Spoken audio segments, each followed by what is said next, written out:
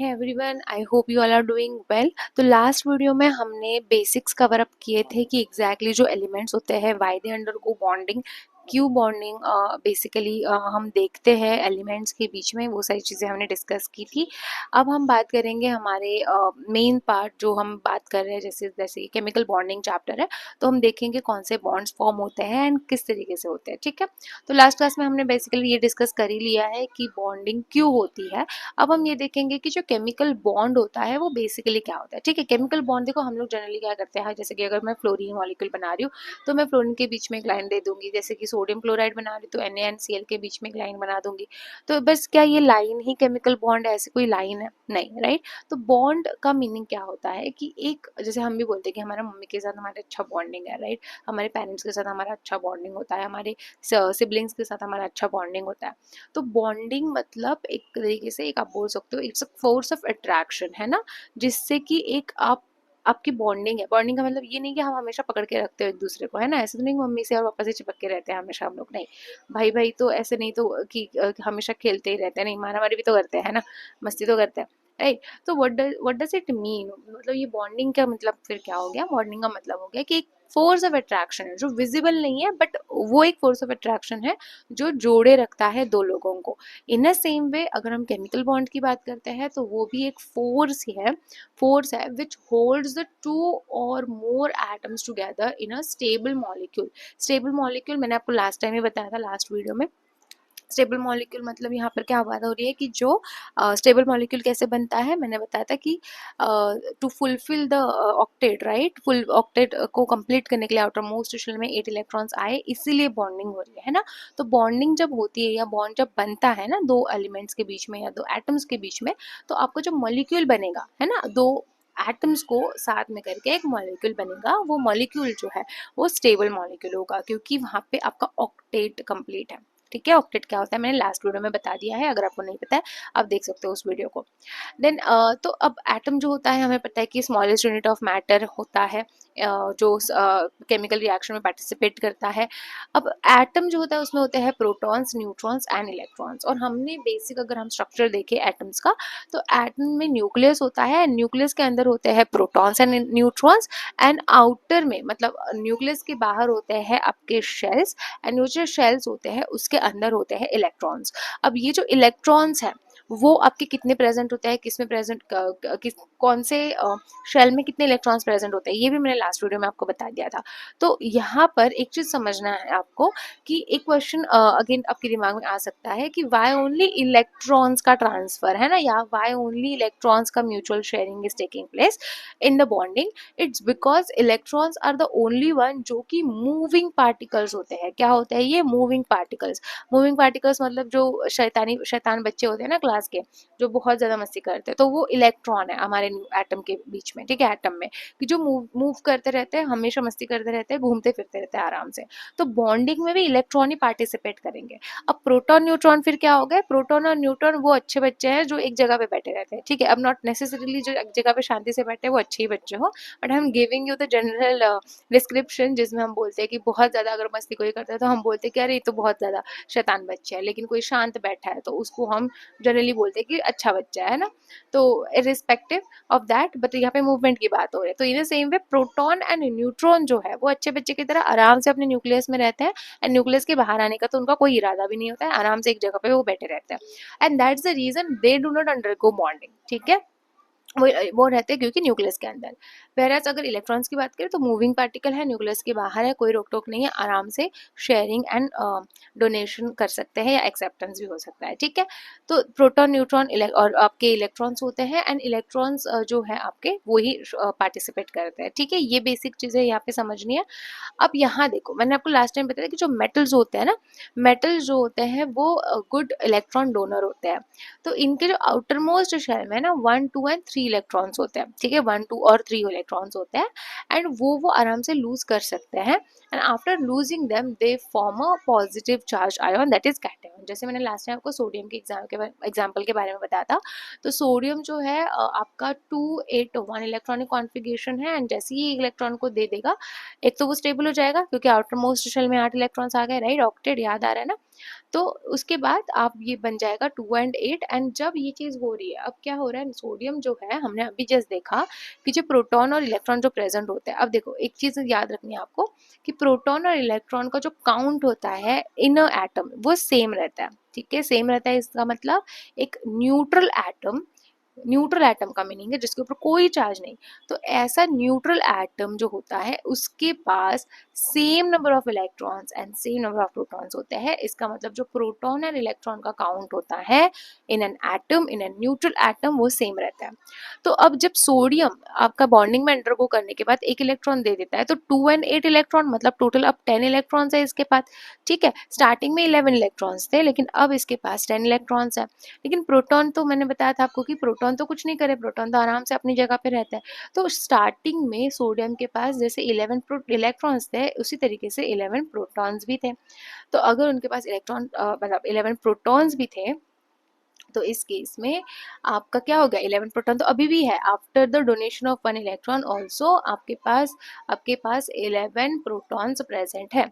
इसका मतलब अब देखो, अब चार्ज को अब देखो, अब तो चार्ज इक्वल नहीं है, it's not equal, right. Electron 10 है और आपका प्रोटॉन 11 है ना। तो एक प्रोटॉन आपको एक्स्ट्रा दिख रहा है यहाँ पे। ऑफकोर्स वो एक्स्ट्रा नहीं है, जस्ट दैट कि एक इलेक्ट्रॉन यहाँ पे सर चला गया, प्रोटॉन तो हिलते ही नहीं है अपने जगह से। तो एक आपको प्रोटॉन का चार्ज ज्यादा दिख रहा है, जो कि आ जाएगा आपके सोडियम के ऊपर after donating than electron, and sodium will become a positively charge ion, जिसको हम कैटायंस बोलते हैं। आफ्टर दैट उसी सेम तरीके से नॉन मेटेलिक के केस में क्या होता है, उनके आउटरमोस्ट शेल में 4, 5, 6 या 7 इलेक्ट्रॉन्स होते हैं। सो दे गेन द इलेक्ट्रॉन्स, है ना। मैंने बताया था नॉन मेटल्स क्या करते हैं, एक्सेप्ट करते हैं इलेक्ट्रॉन्स को। तो टू बैलेंस, देखो 4, 5, 6, 7, अगर 8 बनाना है तो इसमें 4 इलेक्ट्रॉन्स चाहिए, इसमें 3 चाहिए, इसमें 2 चाहिए और इसमें 1 चाहिए, है ना। 8 बनाना है ना टोटल, आउटर में इतने इलेक्ट्रॉन्स है तो टोटल हमें 8 बनाना है। तो ये इतने इलेक्ट्रॉन्स को उनको क्या करना पड़ेगा, लेना पड़ जाएगा, एक्सेप्ट करना पड़ जाएगा, if we are talking about the ionic bond. तो जब वो एक्स्ट्रा इलेक्ट्रॉन को ले रहे हैं तो आपके प्रोटॉन्स अगेन सेम है, बट उसके इसमें क्या होगा, इलेक्ट्रॉन ज्यादा होंगे तो आपका नेगेटिवली चार्ज आयन बनेगा, जिसको हम बोलेंगे एनायॉन्स, जिसको हम बोलते हैं एनियॉन्स। तो उसी तरीके से यहाँ पे दो वेज है, जैसे हमने लास्ट टाइम डिस्कस किया था कि ट्रांसफर ऑफ वैलेंस इलेक्ट्रॉन। तो ये दो चीजें होगी, या तो there will be a transfer of valence electron from a metal to non metal, तो इससे भी आपका बॉन्ड बन सकता है। Secondly by sharing the valence electron, mutual sharing से दो एटम्स के बीच में भी एक बॉन्ड बन सकता है। मोस्ट ऑफ द केसेस में जनरली जब कोवैलेंट बॉन्ड की हम बात करते हैं तो वो दो नॉन मेटल्स के बीच में ही होता है, ठीक है। We have seen the example of F2 last time, तो वही एग्जांपल यहाँ पर भी हम बोल सकते हैं एज एन एग्जांपल। देन हम स्टार्ट करेंगे यहाँ पर किस तरीके से बॉन्डिंग होती है एंड ऑल। ये सारी बेसिक चीज़ें हम ऑलरेडी डिस्कस कर चुके हैं, ड्यूप्लेट एंड ऑक्टेट क्या होता है, किस तरीके से इलेक्ट्रॉन ट्रांसफर होता है, इलेक्ट्रॉन शेयरिंग होता है, ये सारी चीज़ें हमने डिस्कस कर ली है। आउटर मोस्ट शेल में 2 इलेक्ट्रॉन्स, 8 इलेक्ट्रॉन्स, ये हम ऑलरेडी लास्ट वीडियोज़ में कंप्लीट कर चुके हैं। अब हम बात करेंगे यहाँ पे directly about the electrovalent bond. हम यहाँ पे आयनाइजेशन एंथैल्पी वगैरह क्या होती है एटम की, एनोन की, ये भी डिस्कस करेंगे। बिफोर दैट बॉन्डिंग पे फोकस करते हैं। तो मेटालिक एटम जो है तो वो मैंने आपको बताया था कि लूज करते हैं इलेक्ट्रॉन्स, ठीक है, and they will form a cation. तो जैसे ही वो कैटयन फॉर्म करते हैं हमने देखा कि उनके ऊपर पॉजिटिव चार्ज आ जाएगा, okay. Whereas non metallic atom में they will gain the electron and उनके ऊपर आ जाएगा नेगेटिव चार्ज एंड वो बन जाएंगे आयॉन्स। अब इसी बॉन्ड को हम बोलते हैं इलेक्ट्रोवैलेंट और आयोनिक बॉन्ड। डेफिनेशन देखेंगे तो हम बोलेंगे the chemical bond formed between two atoms by transfer of one or more electrons from the atom of metallic electropositive element. Electropositive क्यों, बिकॉज उसके ऊपर चार्ज आया है positive after donation of electron to an atom of a non metallic electronegative element. जैसे कि हमने accept कर लिया तो वो इलेक्ट्रोनेगेटिव एलिमेंट बन जाएगा, okay, that's a bond. So again it's a force of attraction or a bond formed after the transfer of electron. Then जो कंपाउंड है, तो जो compound definitely ionic bonding form कर रहा है आयोनिक बॉन्ड बना रहा है, sorry, so that will be your ionic compound or electrovalent compound. तो electrovalent compound formed as a result of transfer of one or more electrons from the metallic electropositive element to one non metallic electronegative element. ठीक है, अब यहाँ तक तो चीजें ठीक है. अब हम कुछ एग्जाम्पल्स डायरेक्टली देख लेते हैं जिससे हमें पता चले. अब यहाँ पे रेडॉक्स रिएक्शन के साथ भी इसको हमें मेंशन किया हुआ है, बिकॉज ऑक्सीडेशन क्या होती है बेसिकली. अगर हम ऑक्सीडेशन एंड रिडक्शन प्रोसेस देखें रेडॉक्स रिएक्शंस में, तो रेडॉक्स का मतलब होता है ऐसे रिएक्शंस, रेडॉक्स रिएक्शंस मतलब ऐसे रिएक्शंस होते हैं जिसमें रेड मतलब रिडक्शन, ऑक्स मतलब ऑक्सीडेशन होता है. What do mean by oxidation? Oxidation मतलब आप ऑयल से याद रखोगे, and reduction you will remember from RIG. तो ऑयल का मीनिंग होता है oxidation involves loss of electron. ठीक है, ये L रिप्रेजेंट कर रहा है loss of electron.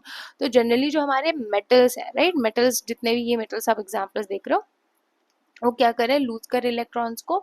Of course sulphur is not a metal, but ये वाले एग्जांपल्स यहाँ पे हैं. तो in this case this atom is losing an electron. ठीक है, या कोई भी आयोन भी अगर लूज कर रहा है इलेक्ट्रॉन को, तो that is it means it is undergoing oxidation. ठीक है, इट इज अंडरगोइंग ऑक्सीडेशन. वेराज जो रिडक्शन है इसका मतलब RIG, that is gain of electron. तो गेन जो भी स्पीशीज एटम हो या आयोन हो, अगर गेन कर रहा है इलेक्ट्रॉन को, so that's nothing but reduction. ठीक है, so this is basically your oxidation and reduction. तो ऐसे बहुत सारे एग्जांपल्स होते हैं, बहुत सारे रिएक्शंस होते हैं रिडॉक्स रिएक्शंस, जिसमें ऑक्सीडेशन एंड रिडक्शन साइमल्टेनियसली होती है. तो ये कैसे होता है, चलो डिस्कस कर लेते हैं इस पार्ट को. तो हम एग्जांपल लेंगे जिंक का. तो जैसे कि हमें पता है कि जिंक जो है, जस्ट अ सेकेंड, अब देखो इस वाले केस में, सो जो जिंक है जो रिएक्ट करता है with CuSO4 and forms Cu plus ZnSO4. ठीक है, ये रिएक्शन है डिस्प्लेसमेंट रिएक्शन. ठीक है, हम टाइप्स ऑफ रिएक्शन हमने पढ़े हुए हैं 9th स्टैंडर्ड में. तो आपका जो ये टाइप ऑफ रिएक्शन है ये है डिस्प्लेसमेंट रिएक्शन, जहाँ पे जो जिंक है विच इज हाईली रिएक्टिव है ना. रिएक्टिविटी मेटल्स में हमें पता है कि zinc is a highly reactive metal. So zinc is a highly reactive metal. So zinc will displace copper from copper sulfate since it is highly reactive than copper. तो इस case में होता क्या है कि जिंक जो है, जिंक के ऊपर अभी कोई भी चार्ज नहीं है. It means it's a neutral atom. ठीक है, there is no any charge in it, क्योंकि यहाँ पे अगेन बॉन्डिंग भी नहीं हुई है ना जिंक के किसी भी तरीके से. वेराज अगर हम CuSO4 की बात करें, तो CuSO4 में copper is bonded with the SO4. तो कॉपर और SO4 की बॉन्डिंग कैसे बनी है, Cu जो है, Cu के ऊपर जो मतलब Cu का जो चार्ज है वो +2 है. क्यों +2 है, बिकॉज आपका जो कॉपर का जो वैलेंसी होती है, कॉपर वैलेंसी इज +2. इसी तरीके से जो SO4 है वो भी -2 होता है. ओके, तो दैट्स वाई CuSO4 हमें बना. आई होप कि आपको पता है कि किस तरीके से केमिकल फॉर्मूलेस बनते हैं. Any which ways I am going to make one video, short video, जिसमें मैं आपको ये बताने वाली हूँ कि हाउ केमिकल फॉर्मूलाज बेसिकली हम लिखते हैं और कैसे वो वैलेंसीज के बेसिस पे आपके कंपाउंड्स बनते हैं. ठीक है, तो वो आपको उसमें समझ में आ जाएगा. अभी के लिए बस मैं इतना बता रही हूँ आपको कि कॉपर जो है वो +2 एंड SO4 भी -2 है. तो आप देख सकते हो यहाँ पे जो आपका बॉन्ड बनेगा वो होगा CuSO4, या फिर आपका जो कंपाउंड बनेगा वो CuSO4. बट यहाँ पर जो कॉपर सल्फेट में कॉपर जो है वो उसके ऊपर +2 चार्ज है. ठीक है, यहाँ पे नॉन न्यूट्रल है, यहाँ पे +2 चार्ज है. एंड जैसे ही यहाँ पे बॉन्डिंग आपका कंप्लीट होगा रिएक्शन, डिस्प्लेसमेंट रिएक्शन, कॉपर आपका बाहर आ रहा है. कॉपर बाहर आ रहा है मतलब अब कॉपर न्यूट्रल है एंड जिंक के ऊपर है पॉजिटिव चार्ज. ठीक है, तो हमने चार्जेस लिख लिए. अब आप थोड़ा नोटिस करो यहाँ पे चेंजेस क्या हो रहा है. तो जिंक जो है क्या था, 0 चार्ज था उसके ऊपर पहले, अब उसके पास Zn+2 चार्ज है आफ्टर द रिएक्शन. तो 0 to +2 चार्ज कब आएगा, जब वो लूज करेगा 2 इलेक्ट्रॉन्स को, है ना. अभी हमने देखा था सोडियम के केस में, सोडियम ने 1 इलेक्ट्रॉन को लूज किया तब उसके ऊपर प्लस चार्ज आया. इन अ सेम वे जिंक के ऊपर, जिंक जो है बेसिकली जब वो 2 इलेक्ट्रॉन्स को लूज करेगा तब उसके ऊपर आएगा +2 charge. So that's basically what is it की loss of electrons.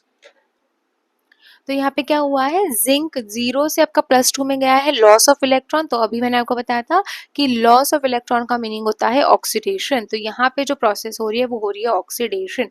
That zinc जो है, जिंक आपके न्यूट्रल से +2 में जा रहा है। वेयर एज जो कॉपर है पहले वो मॉलिक्यूल के फॉर्म में था तो +2 चार्ज था उसके पास, लेकिन after the reaction completion Cu आपका अलग हो गया, न्यूट्रल हो गया, तो वहां पे क्या हो गया +2 से 0, इट मीन्स 2 इलेक्ट्रॉन्स जो उसके पास नहीं थे that has it has taken up, तो वो उसने क्या किया गेन की इलेक्ट्रॉन्स को, ठीक है, जो जिंक ने लूज किए थे ना वही इलेक्ट्रॉन्स कॉपर आपका गेन करेगा। एंड गेन ऑफ इलेक्ट्रॉन को हमने क्या बोला था reduction, reduction involves gain of electrons, तो ये जो प्रोसेस है वो है आपकी reduction process, right, reduction process. So this is basically the redox reaction जहाँ पे ऑक्सीडेशन एंड रिडक्शन दोनों आपके साइमल्टेनियसली आपको देखने मिलते हैं। Okay, now let's start with the electrovalent compound जिसमें हम एग्जांपल देखेंगे of sodium chloride. It's a very good example of a ionic bond जिसमें सोडियम जो है बेसिकली आपके पास 11 इसका इलेक्ट्रॉनिक 11 इसके इलेक्ट्रॉन काउंट है, इलेक्ट्रॉनिक कॉन्फ़िगरेशन हो जाएगा 281। इन अ सेम वे क्लोरीन जो है उसका हो जाएगा 287।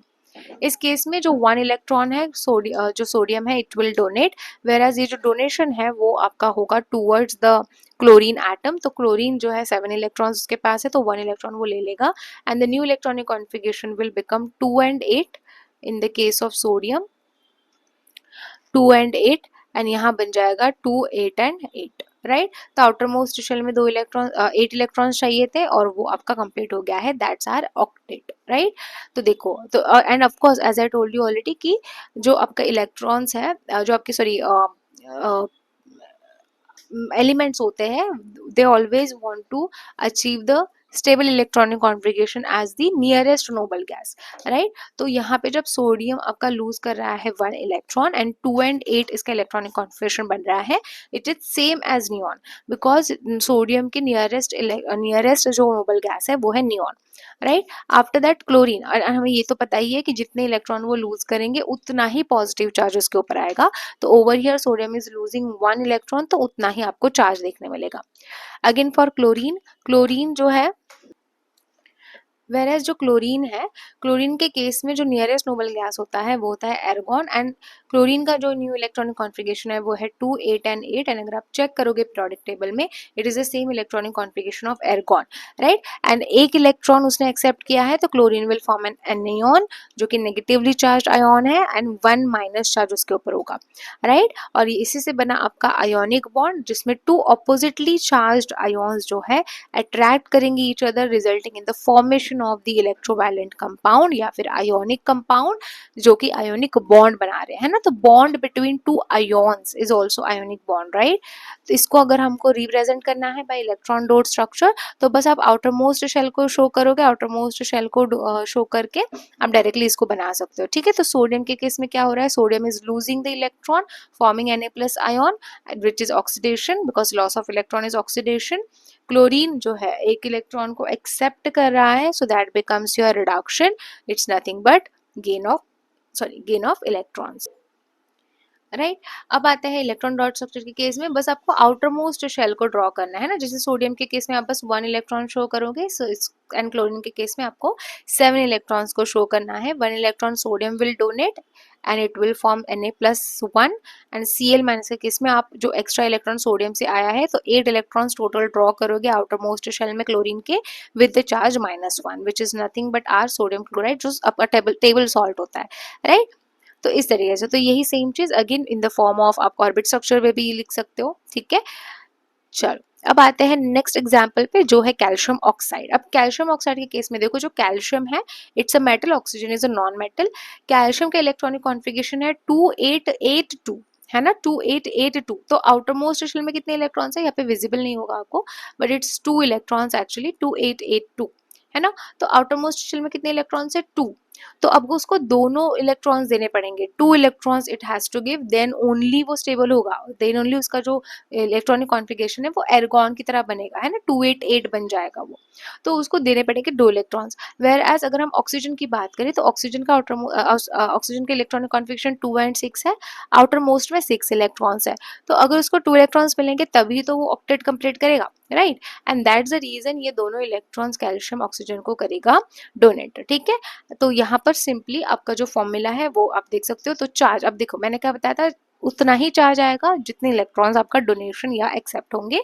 तो सोडियम के केस में तो बहुत सिंपल था, सोडियम एंड क्लोराइड के केस में एक एक इलेक्ट्रॉन था तो +1 प्लस -1 चार्ज था। यहाँ पे आपको +2 चार्ज देखने मिलेगा because calcium is taking up 2 electrons, right? Oh, sorry, calcium is donating 2 electrons, sorry, and oxygen is accepting 2 electrons, so इसके ऊपर चार्ज आएगा 2 माइनस, right?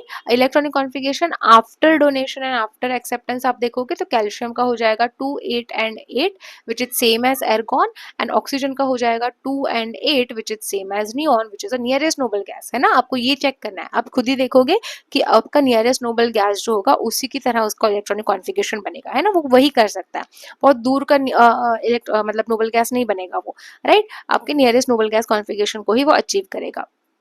तो again two oppositely charge ions will form ionic bond, ठीक है? इलेक्ट्रोवायलेंट compound है, यहाँ पर भी सेम, कितने इलेक्ट्रॉन्स लूज है कितने ये हमने डिस्कस कर लिया। कैल्शियम लूजिंग 2 इलेक्ट्रॉन्स, तो again it's an oxidation, and oxygen जो है आपका ये आपका रिडक्शन है because oxygen is taking up an electron. जब आप शो करोगे इलेक्ट्रॉन डॉट स्ट्रक्चर, सिर्फ आउटर मोस्ट शेल के इलेक्ट्रॉन्स ड्रॉ करना, कैल्शियम के 2 इलेक्ट्रॉन्स ड्रॉ करोगे, ऑक्सीजन के 6 इलेक्ट्रॉन्स, आप दिखाओगे कि हाँ ऑक्सीजन ने सारे इलेक्ट्रॉन्स अब ले लिए हैं, उसके पास 8 इलेक्ट्रॉन्स है टोटल, कैल्शियम पे +2 चार्ज, ऑक्सीजन पे -2 charge. The formula of your compound is here is calcium oxide, orbital structure भी उसी तरीके से है, okay? And now this is our next example which is I think the last example, या after that we have a covalent bonding. इसमें थोड़ा different है, अब ये देखो यहाँ पे क्या चीज हो रही है। मैग्नीशियम जो है it has 2 electrons in the outermost shells, whereas chlorine जो है, क्लोरीन के केस में वी हैव 7 इलेक्ट्रॉन्स, राइट? तो chlorine requires only 1 electron to complete the octet, right? Because तभी एक इलेक्ट्रॉन आएगा तो 2 8 8 बन जाएगा, but magnesium has 2 electrons to give, magnesium को तो 2 इलेक्ट्रॉन्स देने।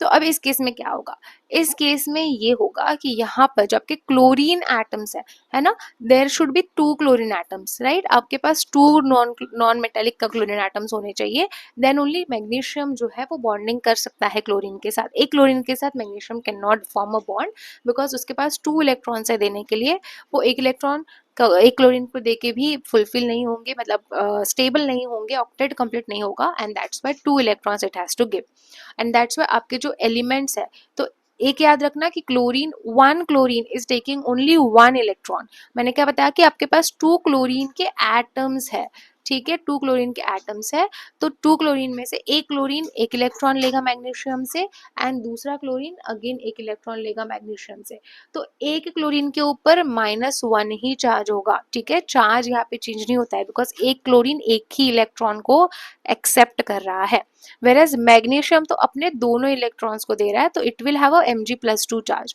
लेकिन एक आपका जो क्लोरीन है उसके ऊपर -1 ही चार्ज होगा, ऐसे आपके पास 2Cl- आयॉन्स फॉर्म होंगे, right? And 2Cl- ions form होंगे तो आप उसको कैसे लिखोगे, how you will represent the compound? तो कंपाउंड जब आप लिखोगे तो वो हो जाएगा MgCl2, ठीक है? अब देखो इसका इलेक्ट्रॉन डॉट स्ट्रक्चर देखोगे तो आपको रियलाइज होगा, तो MgCl2 मैग्नीशियम क्लोराइड का इसलिए ये फॉर्मूला होता है because Mg gives 2 electrons to 2 different chlorines, and one each chlorine, basically each chlorine takes up only 1 electron, तो दैट्स व्हाई MgCl2, तो वहाँ पे दो क्लोरीन इंटरेक्ट कर रहे हैं, राइट? 2 क्लोरीन है जो एक्सेप्ट कर रहे हैं इलेक्ट्रॉन्स को। तो इसके आयनिक इक्वेशंस देखो तो Mg losing 2 electrons forming Mg2+, ठीक है? एक ही Mg तो दोनों इलेक्ट्रॉन्स दे रहा है, so Mg will have 2+ charge which is oxidation again because loss of electron, whereas chlorine there are 2 atoms of chlorine, that's why 2Cl लिखा हुआ है यहाँ पे, they are taking 2 electrons each, like 1 electrons each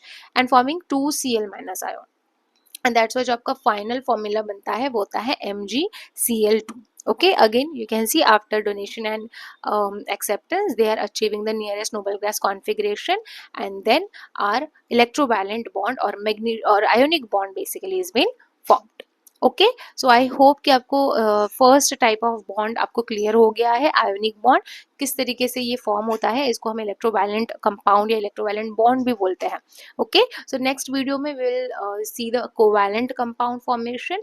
अगर आपको कोई भी doubt आता है अबाउट द आयोनिक बॉन्ड, कोई भी क्वेश्चन है तो you can comment, okay? So see you in the next class, bye bye.